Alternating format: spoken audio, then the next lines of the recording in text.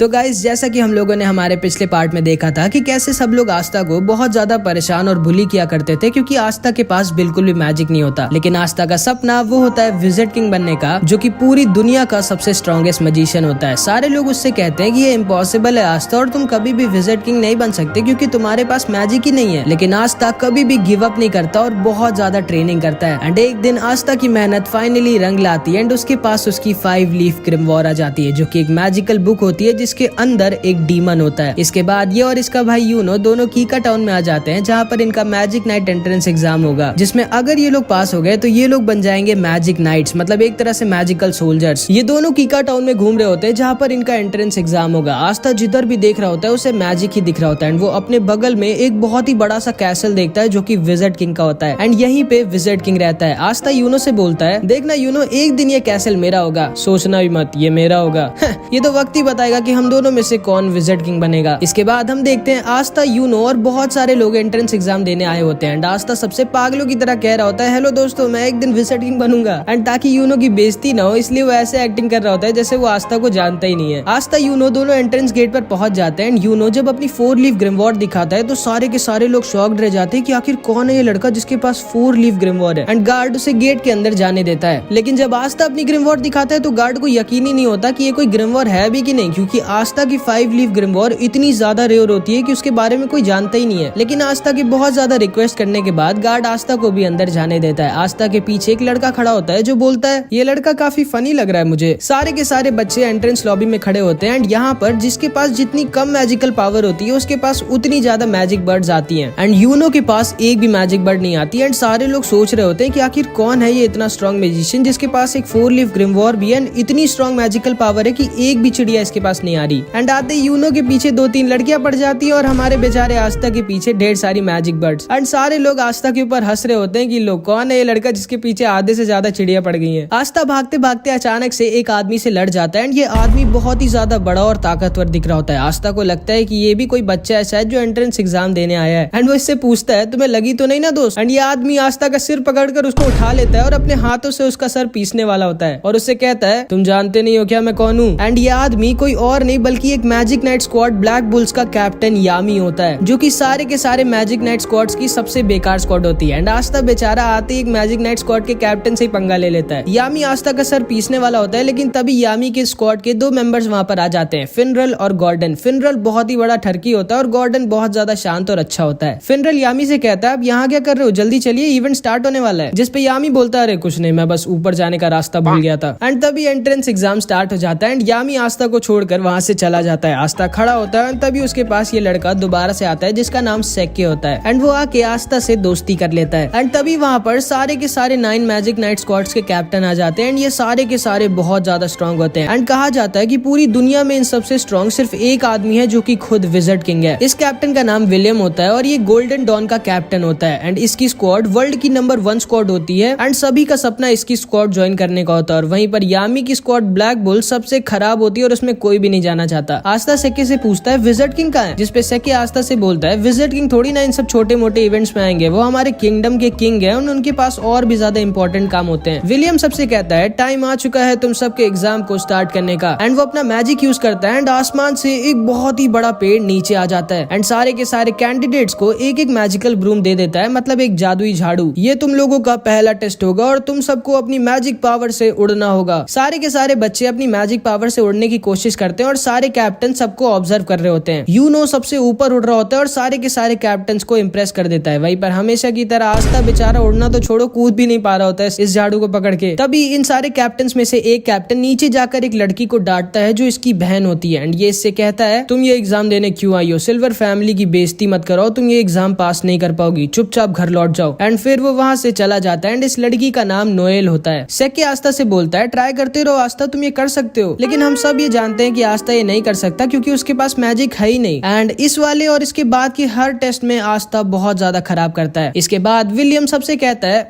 अब तुम लोगों का फाइनल टेस्ट होगा, तुम सबको एक एक पार्टनर चूज कर लेना है जिसके साथ तुम लड़ाई करोगे। सेक्के आस्था से बोलता है चलो हम दोनों पार्टनर्स बन जाते हैं एंड आस्था उसकी बात को मान जाता है। इसके बाद आस्था और सेक्के दोनों तैयार होते हैं एक दूसरे से लड़ने के लिए। आस्था सेक्के से बोलता है ऑल द बेस्ट सेक्के, चलो हम दोनों अपना अपना बेस्ट देते हैं एंड जो भी हारेगा वो बुरा नहीं मानेगा और हम दोनों की दोस्ती पे कुछ फर्क नहीं पड़ना चाहिए। एंड अभी सेक्के अपना असली रंग दिखाता है। वो आस्था से बोलता है ध्यान से सुन गंदी नाली के कीड़े, मैं तेरा कोई दोस्त वोस्त नहीं हूँ, मैंने बस सिर्फ तुझसे इसलिए दोस्ती की थी क्योंकि मुझे पहले से पता था ये वाला टेस्ट होगा जिसमें हम लोगों को अपना अपोनेंट खुद डिसाइड करना होगा एंड इसीलिए मैंने तुमसे दोस्ती की थी ताकि तुम्हारे जैसे वीक लड़के को हरा कर मैं आराम से एक मैजिक नाइट बन सकूं। एंड ये कह के वो वहाँ से चला जाता है। आस्था एकदम शॉक्ड रह जाता है क्योंकि उसे लगा था कि उसको उसका पहला दोस्त मिल गया था। एंड ये सारे लोग भी बोलने लगते हैं क्या यार सेक्के तो बहुत चालाक निकला, वो आसानी से आस्था को हराकर मैजिक नाइट बन जाएगा एंड काश आस्था ने हम लोगों को चुना होता ताकि हम लोग उसको हराकर आराम से जीत जाते, क्योंकि इन सबको लग रहा होता है कि आस्था कोई बहुत ही बड़ा वीक लूजर है। सेक्के हंसते हुए तैयार होता है अपनी फाइट के लिए और अपनी ग्रिमवॉर निकाल कर तैयार हो जाता है। सारे के सारे कैप्टन्स और सब लोग श्योर होते हैं कि आस्था जीत नहीं पाएगा क्योंकि इन लोगों को पता ही नहीं होता है कि आस्था कोई लूजर नहीं है। इन लोगों की फाइट स्टार्ट होती है एंड आस्था अपनी ग्रिमवॉर से अपनी तलवार निकालता है एंड सेक्के के ऊपर सिर्फ एक अटैक करता है और सेक्के की बैंड बजा देता है। सारे के सारे लोग दंग रह जाते हैं कि ये क्या हुआ, ये लड़का तो बहुत स्ट्रॉन्ग है। एंड यूनो भी दूर से खड़ा होकर आस्था को देखकर हंस रहा होता है। सारे के सारे कैप्टन्स भी शॉक्ड रह जाते हैं एंड आस्था अपनी तलवार अपने कंधे पर रखता है और बोलता है मेरा नाम याद रखना सेक्के, आस्था, और मैं वो हूँ जो एक दिन बनेगा विज़र्ड किंग। इसके बाद और भी कई कंटेस्टेंट्स की लड़ाई होती है एंड फाइनली यूनो की बारी आ जाती है। यूनो से कोई लड़ना चाहता ही नहीं था क्योंकि कोई भी हारना नहीं चाहता था, लेकिन तभी यूनो के पास सलीम आ जाता है एंड इसी ने पहले यूनो पर अटैक किया था। ये यूनो से कहता है पिछली बार तो तुम बच गए थे लेकिन इस बार तुम नहीं बचोगे। एंड इन दोनों के बीच बहुत ही भयानक फाइट होती है लेकिन आखिरी में यूनो अपने मैजिक से सलीम को हरा देता है। इसके बाद एंट्रेंस एग्जाम खत्म हो जाता है और अब सारे के सारे कैप्टन्स की बारी होती है चूज करने की कि कौन से बच्चे को वो अपनी टीम में लेना चाहेंगे। अगर किसी भी बच्चे के लिए एक से ज्यादा कैप्टन ने हाथ उठा दिया तो बच्चे को डिसाइड करना होगा कि वो किसकी स्क्वाड में जाना चाहेगा, लेकिन अगर किसी बच्चे के लिए किसी भी कैप्टन ने अपना हाथ नहीं उठाया तो वो बच्चा फेल हो जाएगा। बहुत सारे बच्चे एक एक कर फेल हो रहे होते हैं और आस्था को बहुत टेंशन हो रही होती है कि वो फेल ना हो जाए। एंड फिर बारी आ जाती है यूनो की और जिंदगी में पहली बार 9 के 9 कैप्टन्स अपना हाथ किसी बच्चे के लिए उठा देते हैं क्योंकि ये सब के सब यूनो को अपनी टीम में लेना चाहते थे। अब यूनो को डिसाइड करना होता है कि वो किसके ग्रुप में जाएगा और यूनो गोल्डन डॉन यानी कि the best magic night squad चुनता है। एंड इसके बाद बारी आती है हमारे आस्था की। आस्था बहुत ज्यादा डरा होता है और मन में बस यही बोल रहा होता है प्लीज गॉड मेरे लिए बस कोई एक कैप्टन हाथ उठा दे। एंड आस्था का ऑक्शन शुरू होता है और कोई भी कैप्टन अपना हाथ नहीं उठाता है, जिसका मतलब था कि आस्था फेल हो जाता है। आस्था बहुत ज्यादा दुखी हो जाता है और वहाँ से जाने वाला होता है, लेकिन तभी यामी खड़ा होता है और बोलता है तुम जानते हो बच्चे तुम फेल क्यों हुए, क्योंकि तुम बहुत ज्यादा वीक हो और तुम्हारे पास मैजिक भी नहीं है, फिर आखिर तुम सोच भी कैसे सकते हो कि तुम मैजिक नाइट बन सकते हो। इसके बाद यामी अपनी मैजिकल पावर दिखाता है जो कि इतनी ज्यादा स्ट्रॉन्ग होती है कि आसपास की जमीन हिलने लगती है। वो नीचे कूदता है और आस्था के पास आकर बोलता है मैंने सुना कि तुम विज़र्ड किंग बनना चाहते हो, तुम्हें पता तो है ना विज़र्ड किंग बनने के लिए तुम्हें मुझे और उन 8 कैप्टन्स को हराना होगा, और तुम्हें क्या लगता है तुम हम 9 के 9 कैप्टन्स को कभी जिंदगी में भी हरा सकते हो। जिसपे आस्था बोलता है मैं जानता हूँ कि मैं बहुत वीक हूँ और मेरे पास मैजिक भी नहीं है, लेकिन मुझे फर्क नहीं पड़ता कि मैं कितना वीक हूँ, मुझे फर्क नहीं पड़ता कि आप सारे कैप्टन्स कितने स्ट्रॉन्ग हैं। अगर विज़र्ड किंग बनने के लिए मुझे आप सबको हराना पड़ेगा तो मैं आप सबको हराऊंगा एंड एक दिन मैं जरूर बनूंगा विज़र्ड किंग। जिसको सुनकर यामी जोर जोर से हंसने लगता है और आस्था से कहता है मुझे तुम पसंद आए बच्चे, मैं तुम्हें अपनी स्क्वाड में लूंगा और तुमसे बहुत मेहनत करवाऊंगा ताकि तुम बन सको विज़र्ड किंग। एंड जिंदगी में पहली बार किसी ने आस्था के सपने पर विश्वास किया होता है और उस पर हंसा नहीं होता है। आस्था बहुत ज्यादा खुश हो जाता है और यामी को थैंक यू बोलता है। एंड उसके बाद ये एंट्रेंस एग्जाम फाइनली खत्म हो जाता है और आस्था का पेट खराब हो जाता है। वो बाथरूम में हल्का होने गया होता है, लेकिन तभी वहाँ पर सेक्के आ जाता है जो आस्था से अपनी हार का बदला लेना चाहता था। वो आस्था के ऊपर अपना मैजिक लिजर्ड छोड़ देता है और ये अगर आस्था को काट लेता तो आस्था की जान भी जा सकती थी, लेकिन तभी यूनो आकर आस्था को बचा लेता है और सेक्के को डराकर उससे बोल सोचना भी मत कि तुम आस्था के टक्कर के हो या फिर तुम आस्था के आसपास भी आते हो। आस्था मेरा राइवल है, वो मेरी टक्कर का है, अब चुपचाप निकलो यहाँ से। एंड सेक्के डर के वहाँ से भाग जाता है। फिर आस्था और यूनो दोनों निकल जाते हैं अपनी अपनी मंजिल की तरफ एंड जिंदगी में पहली बार अब ये लोग साथ में नहीं रहेंगे। यामी आस्था पर गुस्सा होता है क्योंकि वो बहुत देर से हग रहा होता है। इसके बाद फिनरल अपने मैजिक से एक पोर्टल खोल देता है और आस्था, यामी और ये दोनों आ जाते हैं ब्लैक बुल्स के बेस पर, जहाँ पे अब से आस्था रहेगा। आस्था खुशी खुशी अपने नए घर का गेट खोलता है, लेकिन उसकी खुशी ज्यादा देर तक नहीं रहती क्योंकि बेस के गेट पर अचानक से एक ब्लास्ट हो जाता है और आस्था रॉकेट बनकर दूर जाकर गिर जाता है। यामी बोलता है स्वागत है तुम्हारा ब्लैक बुल स्क्वाड में।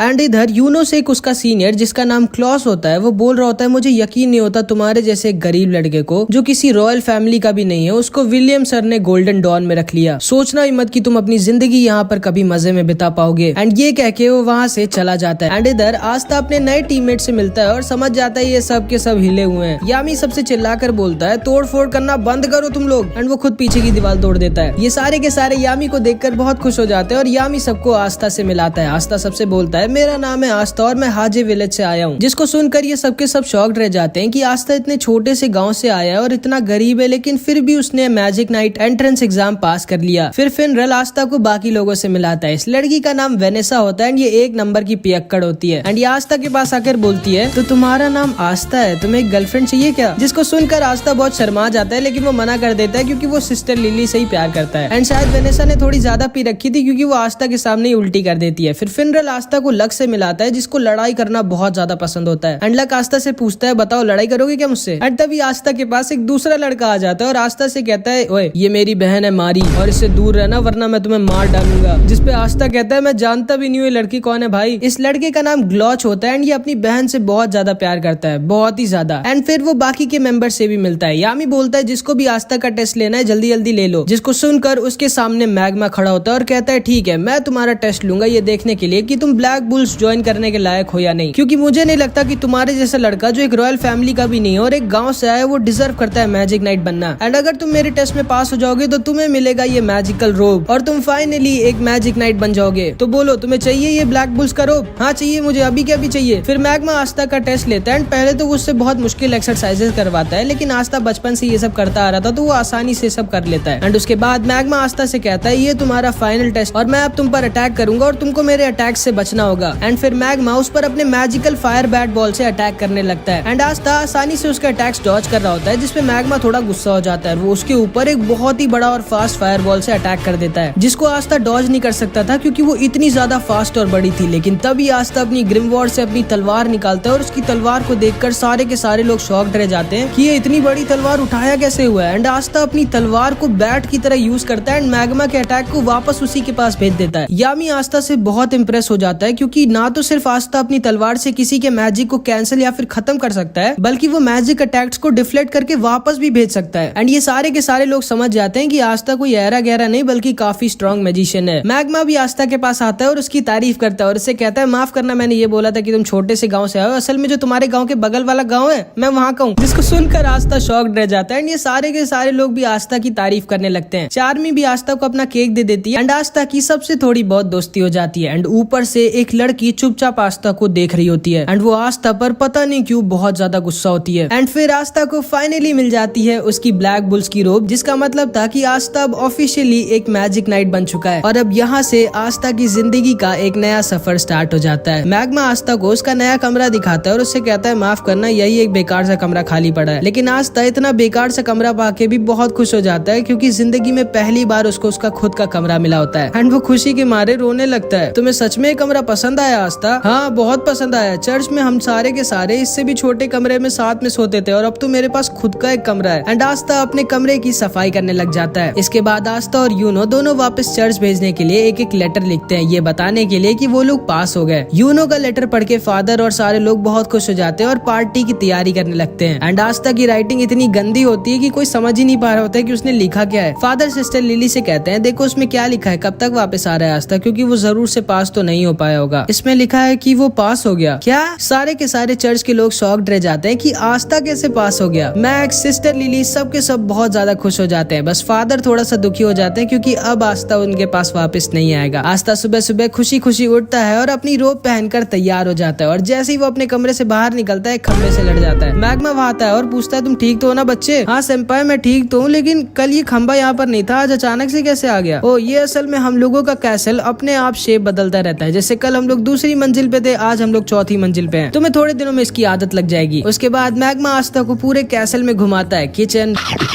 बाथरूम, लड़कियों का बेडरूम जहाँ पे वो लोग नहीं जा सकते थे, और यामी के पेट्स के पास जो कि बेसमेंट में लॉक होते हैं। मैग्मा बोलता है ठीक है आस्था, आज तक इन सब की देखभाल मैं करता था और मुझे बहुत दुख के साथ कहना पड़ रहा है कि आज से तुम इन लोगों की देखभाल करोगे और इनका अच्छे से ख्याल रखना, क्योंकि यामी सर छोड़ेंगे नहीं तुमको अगर इनको कुछ भी हुआ तो। एंड आस्था यामी के पेट्स को खाना खिलाने के लिए आगे बढ़ता है, लेकिन ये पेट्स खाने को नहीं आस्था को खाना चाहते थे। वो दोनों वहाँ से भाग जाते हैं और हॉल में रेस लगाने लगते हैं, लेकिन तभी उनके सामने वही लड़की आ जाती है जो कल आस्था को ऊपर से देख रही होती है। एंड ये लड़की कोई और नहीं बल्कि नोएल होती है। एंड यामी ने आस्था के साथ इसको भी अपनी स्क्वाड में लिया होता है। मैग्मा बोलता है आस्था, इसने भी तुम्हारी तरह कल ही ब्लैक बुल्स ज्वाइन किया है। आस्था आगे बढ़ता है और नोएल से हैंडशेक करने के लिए अपना हाथ आगे बढ़ाता है, लेकिन नोएल उससे हाथ नहीं मिलाती और बोलती है किसने तुम्हें परमिशन दी मुझसे बात करने की गरीब कीड़े, जिसको सुनकर आस्था गुस्सा हो जाता है। फिर ये लड़की बोलती है मैं हूँ नोएल सिल्वा, रॉयल फैमिली की। एंड नोएल सिल्वर फैमिली की होती है जिसका ये कैप्टन भी था, और इनकी रॉयल फैमिली पूरे किंगडम में नंबर 2 पर आती है विलियम की फैमिली के बाद। आस्था गुस्से से बोलता है कीड़ा किसको बोल रही हो तुम, यहाँ पर तुम कोई रॉयल नहीं हो, तुम भी मेरी तरह एक ब्लैक बुल्स की मेंबर हो और हम दोनों टीममेट्स हैं। नोएल आस्था पर गुस्सा हो जाती है और वो उसके ऊपर एक मैजिकल अटैक कर देती है, बट नोएल का निशाना इतना खराब होता है कि उसका अटैक जाकर मैग्मा को लग जाता है। मैग्मा उठता है और बोलता है मुझे क्यों मारा, मैं तो कुछ बोल भी नहीं रहा था। जिसपे नोएल बोलती है मुझे तुम पसंद नहीं हो इसलिए। क्या बोला तुमने, तुम्हें पता नहीं है कि मैं तुम्हारा सीनियर हूँ और तुम्हें सीनियर से कैसे बात करनी चाहिए। अगर तुमको ब्लैक बुल स्क्वाड में रहना है तो तुमको अपने सीनियर्स की इज्जत करनी होगी। जिसपे नोएल मैग्मा से कहती है मैं खुद नहीं आना चाहती थी स्क्वाड में। एंड वो ब्लैक बुल्स के रोप को उनके सामने फेंक कर वहाँ से चली जाती है। इसके बाद आस्था ऐसी अपने बेस के बगल वाले बगीचे में घूम रहा होता है, लेकिन तभी उसके ऊपर अचानक से एक वाटर अटैक आ जाता है। वो सोचता है अबे ये कहाँ से आया। वो थोड़ा सा अंदर जाता है तो देखता है नोएल प्रैक्टिस कर रही होती है, लेकिन वो चाहे जितना भी ट्रेन कर ले उसका निशाना कभी सही से लगता ही नहीं है। एंड इसीलिए उसकी रॉयल फैमिली में सब उसका मजाक उड़ाया करते थे, क्योंकि वो अपने सारे भाइयों बहनों में सबसे वीक थी। एंड जब वो पैदा हुई थी तभी उसकी मम्मी खत्म हो गई थी, इसलिए उसके भाई बहन उससे और ज्यादा नफरत करते थे। आस्था चुपकर नोएल को देख रहा होता है और तभी नोएल आस्था को देख लेती है। एंड आस्था को देखते ही नोएल को लगता है कि अब आस्था भी सबकी तरह उसका मजाक उड़ाएगा। एंड वो आस्था के ऊपर अपना अटैक करने लगती है, लेकिन वो अपने मैजिकल पावर संभाल नहीं पाती और खुद के ही मैजिकल अटैक में फंस जाती है। एंड क्योंकि नोएल रॉयल फैमिली की होती है इसलिए उसमें बहुत ज्यादा मैजिकल पावर होती है, एंड वो खुद के एक बहुत ही ज्यादा स्ट्रॉन्ग मैजिकल अटैक में फंस गई होती है। ये लोग भी बाहर आकर देखने लगते हैं कि नोएल खुद ही अपने मैजिक में फंस गई है। फिनरल बोलता है हमें जल्दी से कुछ करना होगा वरना नोएल खत्म हो जाएगी। जिसपे यामी बोलता है हम लोग इस पे कुछ नहीं कर सकते, क्योंकि अगर उस चीज पर हमने अपना मैजिक यूज किया तो हम लोग नोएल को भी हर्ट कर देंगे, एंड अभी केवल वही कुछ कर सकता है। फिनरल पूछता है कौन, एंड तभी नोएल के अटैक से आस्था सीधे उड़ के यामी के हाथों में आकर गिर जाता है। यामी बोलता है बिल्कुल सही टाइम पे आया तुम, मैं तुम्हें ही ढूंढ रहा था। अब वहाँ ऊपर जाओ और अपनी तलवार से नोएल के मैजिक को खत्म कर दो। आस्था कहता है हाँ वो तो ठीक है, लेकिन मैं वहाँ ऊपर जाऊंगा कैसे, तुम उसकी चिंता मत करो बच्चे। एंड यामी आस्था को उड़ाकर नोएल के पास फेंक देता है, एंड आस्था अपनी एंटी मैजिक से नोएल के मैजिक को खत्म कर देता है और नोएल को बचा लेता है। ये दोनों नीचे गिर रहे होते हैं, तभी फिनरल अपने मैजिक से इन दोनों को बचा लेता है। यामी जोर जोर से हंसने लगता है और आस्था से कहता है मुझे तुम बहुत पसंद हो लड़के। एंड तभी नोएल भी होश में आ जाती है। उसे लगता है कि आस्था उसके पास आकर अब सबकी तरह उसका मजाक उड़ाएगा कि वो सही से मैजिक यूज नहीं कर सकती, लेकिन आस्था उसके पास आकर उसकी तारीफ करने लगता है। वो उससे कहता है मुझे यकीन नहीं होता तुम्हारे पास कितना ज्यादा मैजिक पावर है। अगर तुम अपनी मैजिक पावर कंट्रोल करना सीख गई तो तुम बहुत ही ज्यादा स्ट्रॉन्ग हो जाओगी। एंड ये सारे के सारे लोग भी नोएल की तारीफ करने लगते हैं और उससे बोलते हैं चिंता मत करो, हम सब तुम्हारी मदद करेंगे ताकि तुम अपनी पावर्स को कंट्रोल करना सीख सको। नोएल भी बहुत खुश हो जाती है क्योंकि वो समझ जाती है कि उसको उसकी असली फैमिली से भी अच्छी फैमिली मिल गई है। आस्था फिर से नोएल की तरफ अपना हाथ बढ़ाता है और इस बार नोएल आस्था का हाथ पकड़कर खड़ी हो जाती है। एंड नोएल को आस्था थोड़ा सा अच्छा लगता है, मतलब समझ रहे हो। एंड वहीं पर दूसरी तरफ यूनो का सीनियर क्लॉस यूनो को बहुत ज्यादा परेशान कर रहा होता है और उसके साथ बिल्कुल भी अच्छे से पेश नहीं आ रहा होता। एंड पता नहीं क्यों ये यूनो से इतनी ज्यादा नफरत करता है, लेकिन शायद इसको पता नहीं है कि इसके साथ आगे क्या होने वाला है, जो कि हम नेक्स्ट पार्ट में देखेंगे। एंड अगला पार्ट बहुत ही ज्यादा तगड़ा होगा तो उसको मिस मत करना। एंड मैं अगला पार्ट तब अपलोड करूंगा जब इस वीडियो पे